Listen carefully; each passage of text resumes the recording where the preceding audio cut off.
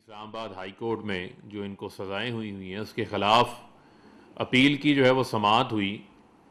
या आज मैं कुछ हक़ाइक़ कौम के सामने रखना चाहता हूँ कि जुलाई 2018 से इनकी ये अपीलें जो हैं सज़ा के ख़िलाफ़ इस्लामाबाद हाई कोर्ट में मौजूद हैं। 3 साल आज 2021 सितंबर है, 3 साल से ज़ायद का अरसा हो चुका है।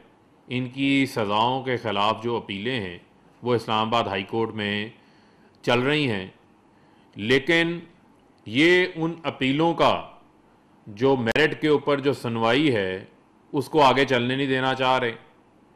पहले ये एक बात की जाती थी कि हमारी सज़ाओं के ख़िलाफ़ जो अपीलें हैं वो अपीलें नहीं लगती, उनके ऊपर जो है वो सुनवाई नहीं हो रही। लेकिन अब जब सुनवाई शुरू हुई है तो 10 बार इनकी जानिब से इल्तवा ली गई, इनके वकील की जानिब से। कभी उनको कोरोना हो गया, कभी उनकी कमर में दर्द हो गया, और आज जब इनको अदालत ने कहा कि इस केस को अब हमने हर सूरत जो है वो चलाना ही चलाना है, जो पिछली समाअत में रिमार्क्स सामने आए थे, तो आज इन्होंने कहा कि हमारा वकील ही जो है वो केस छोड़ के चले गए हैं और हमें जो है वो नया वकील करने की वक्त दिया जाए और एक नई पटिशन जो है वो दायर करने का मौका फराहम किया जाए। ये इल्तवाओं के पीछे छुपना, ये डिलेइंग टैक्टिक्स के पीछे छुपना, ये शरीफ ख़ानदान का पुराना वतीरा है। ये वही वतीरा है जिस वतीरे के तहत शहबाज शरीफ का 7 अरब का जो टीटीओ का केस है उस केस को ये चलने नहीं दे रहे। इसी तरीके से ये हमेशा कोशिश करते हैं कि इनके केसेस में डिले हो। और आपको याद होगा कि जो हुदैबिया पेपर मिल का केस था वो केस भी इसी तरीके से मेरिट पर एक दिन नहीं सुना गया था और टेक्निकल बुनियादों के ऊपर वहाँ से खारिज हो गया था, क्योंकि वहाँ भी इन्होंने डिलेइंग टैक्टिक्स जो है वो इस्तेमाल किए थे। अब इनसे सवाल बुनियादी तौर के ऊपर ये है कि शरीफ ख़ानदान से जब भी इनकी करप्शन के ऊपर सवाल होता है, जब भी एहतसाब की बारी आती है, ये बीमार हो जाते हैं। पहले ये सुना था नवाज शरीफ बीमार हो गए, कभी शहबाज शरीफ बीमार हो गए, कभी मरियम सफदर बीमार हो जाती हैं, लेकिन आज पता चला कि आज वकील भी बीमार हो गए। वकील भी जो है वो बीमारी की वजह से इनके केसेस को जो है वो नहीं डील कर सकते। तो यही जो इनके वकील हैं हमारे लिए बड़े प्रोफेशनल वकील होते हैं, हमारे लिए काबिल एहतराम है।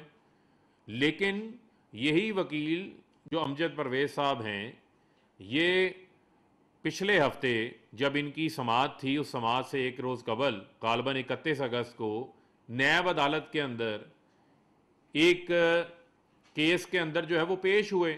वहाँ पेश हो सकते हैं तो यहाँ पेश क्यों नहीं हो सकते? क्योंकि मरियम सफदर अपने केस को, जिस केस में उनको 7 साल सज़ा हुई, 2 मिलियन पाउंड उनको जुर्माना हुआ, एवन फील्ड के flat 16 number 16, 16A, number 17, 17A, ये जो 4 फ्लैट्स हैं, जिन फ्लैट्स के ऊपर ये कतरी ख़त लेकर आए थे उसके सबूतों के तौर के ऊपर, जो इनके लिए एक बहुत बड़ा जो है वो मजाक बन गया था, पूरी कौम ने उसको जो है वो एक मजाक के तौर के ऊपर लिया।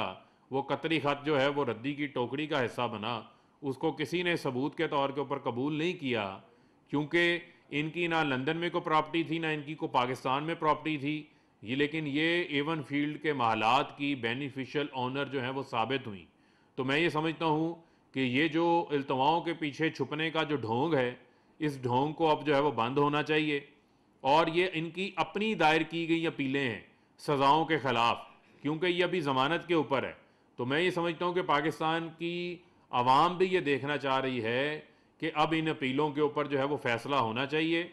बजाय, अगर इन्होंने चोरी नहीं की, ये कहते हैं जी हम बड़े मासूम हैं, ये सज़ाएं हमें बड़ी गलत हुई हैं, तो आपको तो कहना चाहिए कि रोज़ाना की बुनियाद के ऊपर जो है वो इसकी समाअत करें। मैं चैलेंज करता हूँ मरियम सफदर को कि वो ये बात कहें कि रोज़ाना की बुनियाद के ऊपर अदालत इसकी समाअत करे और आप अदालत के सामने अपने जो सबूत हैं, जो आप नैब अदालत को तो नहीं दे सके, और मैं उम्मीद करता हूँ कि अब आप कोई कतरी खत नहीं लेकर आएंगे, वो आप इस्लामाबाद हाई कोर्ट में जो है वह जमा करवाएंगे।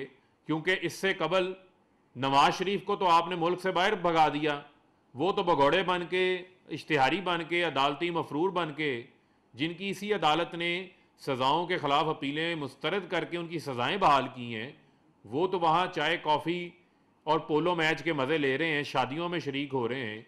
बीमारी के ख़िलाफ़ एक इंजेक्शन उन्होंने नहीं लगवाया। अब उनकी साहबजादी यहाँ पर कभी वकील बदल लेती हैं, कभी वकील की बीमारी के पीछे छुप जाती हैं, डिलेइंग टैक्टिक्स इख्तियार कर रही हैं, और बजाय रोज़ाना की बुनियाद के ऊपर केस का मुतालबा करने के कह रही है मुझे 1 महीने का वक्त दिया जाए। वो 3 साल गुजर गए हैं। 18 जुलाई की आपकी अपीलें हैं 2018 की, आज सितंबर 2021 चल रहा है, 3 साल से ज़ायद गुजर गए हैं। आप अपनी अपीलों के ऊपर क्यों फैसला नहीं करवाना चाहते? क्योंकि आपको पता है कि आपने चोरी की हुई है, आपको पता है कि आपने इस मुल्क से मनी लॉन्ड्रिंग की, इस मुल्क के गरीब आदमी का खून चूसा, पैसा लूट के मुल्क से बाहर लेकर गए हैं, और आपके पास अदालत को मुतमिन करने के लिए कुछ नहीं है। इस वजह से आप टाइम गेन करने के लिए जो मरियम सफदर हैं वो आए रोज़ इल्तवा के नए से नए जो है वो बहाने तलाश करते हैं। पाकिस्तान की अवाम का ये मुतालबा है कि अब इन केसेस का जो है वो फैसला मंतकी अंजाम तक पहुंचना चाहिए। और आज नायब सदर से सदर के बारे में सवाल होता है कि वो आपके वजारत उज़्मा के उम्मीदवार हैं या नहीं हैं। मेरी नज़र में तो पीपल्स पार्टी और नून लीग का तो मुकाबला अपोजिशन लीडर के लिए है, लेकिन वादे नज़र आ रहा है कि जो मीम और शीन की लड़ाई है वो अब मीडिया पे भी सामने आ गई है कि जब ये सवाल पूछा जाता है तो मरियम सफदर के मुंह पे जो है वो ताले पड़ जाते हैं, खामोशी इख्तियार कर ली जाती है।